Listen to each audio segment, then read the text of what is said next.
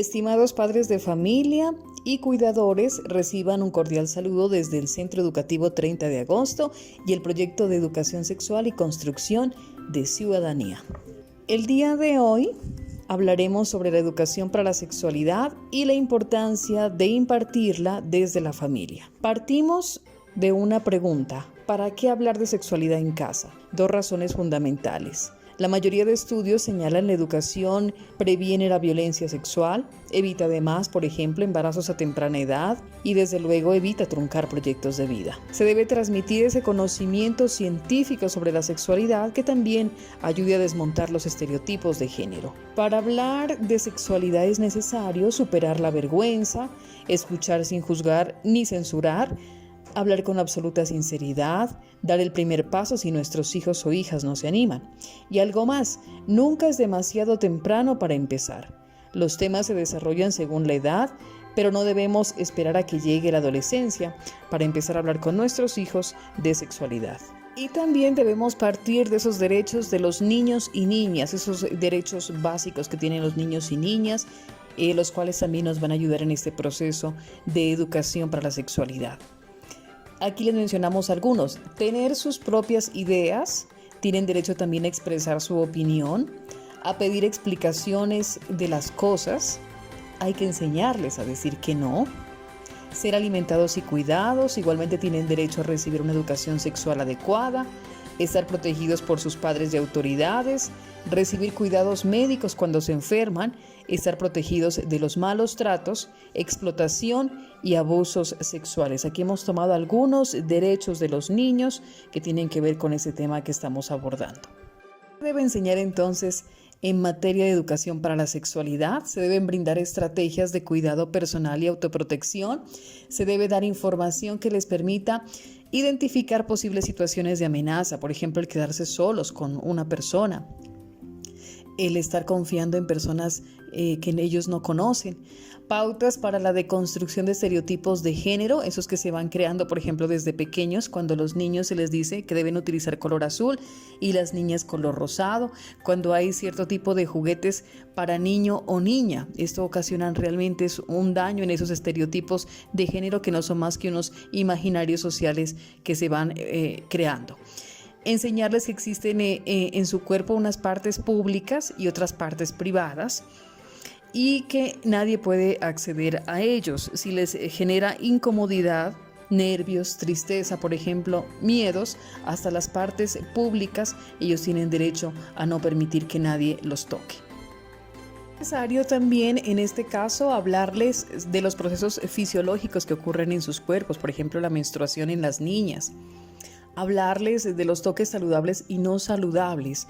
En esto pues es lo mismo, ¿no? Todo lo que les genere incomodidad, ya lo habíamos dicho, nervios, tristeza o miedo, no es algo saludable para ellos. Enseñarles el derecho que ellos tienen sobre su cuerpo, enseñarles a diferenciar los sobornos de otros regalos. Cuando es un regalo sin ningún otro tipo de intención, pues no les van a pedir nada a cambio. Eso debe quedar muy claro.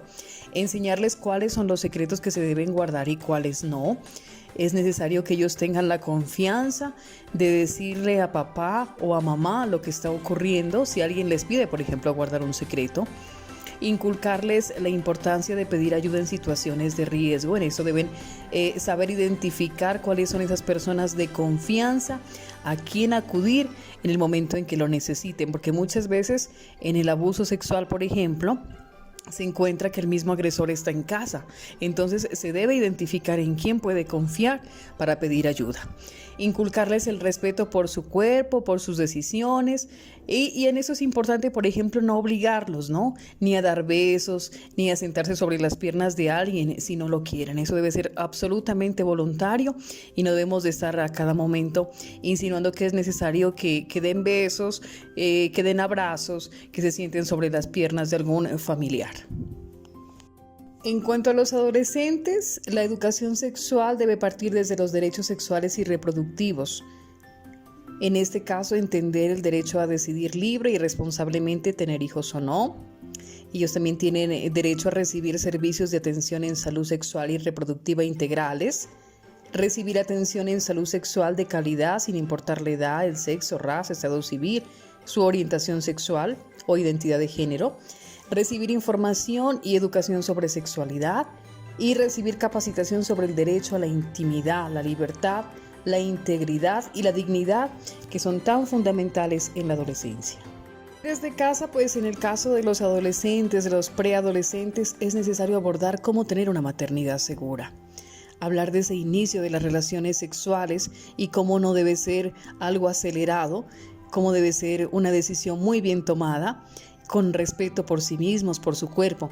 Dar pautas de prevención en cuanto a enfermedades de transmisión sexual. Se debe, lo que hablábamos antes, de construir los estereotipos de género para que permitan eliminar esa violencia, ¿no? Y discriminación basadas en el género, en la identidad de género y en la orientación sexual. Reflexionar en torno a cómo tener una vida sexual responsable, comprender el concepto de consentimiento sobre sí, sobre sus cuerpos, y trabajar la violencia sexual que tiene lugar pues también a través de redes sociales y dispositivos móviles, como de esos riesgos que hoy en día tienen a través de redes sociales, porque también a través de allí se encuentran muchos abusadores y muchas personas que pueden ocasionarles daño. Y volviendo un poco al tema de abuso, hablemos también un poquito de esos factores que favorecen las dinámicas de abuso, para que lo tengamos en cuenta. La violencia física o psicológica al interior del hogar. Es necesario erradicar todo tipo de violencia que se pueda estar generando en los hogares. También factores que favorecen esa dinámica, como el consumo de alcohol o de sustancias psicoactivas. Es muy riesgoso para los niños, para las niñas, para los adolescentes, cuando en casa hay consumo. Hogares donde no se habla abiertamente de sexualidad, por eso es necesario que lo empecemos a abordar desde casa y, como los decía, ojalá desde muy temprano. El distanciamiento físico y afectivo de alguno de los padres, cuando esa relación no es cercana, cuando de repente falta afecto, y vemos, por ejemplo, en las escuelas a los niños que se acercan mucho al profe, porque de pronto en casa no reciben el afecto necesario. Ausencia de alguno de los padres, esto por lo general por separación, por fallecimiento o incapacidad. Cuando se delega ese rol de cuidado a algunos de los hijos, por lo general a los hijos adolescentes, y un hijo adolescente pues todavía no tiene la madurez realmente para el cuidado de los más pequeños. En los hogares que hablábamos, maltratadores que generan vínculos familiares ambivalentes o confusos, cuando les estamos enseñando que el maltratar, por ejemplo, es una normalidad, y entonces el abusador hace lo mismo y el niño o la niña no saben identificar en qué situación se encuentran. Esa dependencia económica por parte de alguno de los padres. Hay madres que lastimosamente por esa dependencia económica con su cónyuge muchas veces permiten situaciones de abuso. Las mismas condiciones de hacinamiento, cuando no existen los espacios suficientes para tener una intimidad, de poderse, por ejemplo, cambiar de ropa. Falta de espacios de privacidad en el hogar, lo que acabamos de mencionar, y una convivencia con terceros ajenos a la familia en lugares de paso, como refugios, albergues o inquilinatos. Lastimosamente, esas condiciones también, muchas veces de vivienda, esas situaciones económicas también pueden generar posibles situaciones de abuso.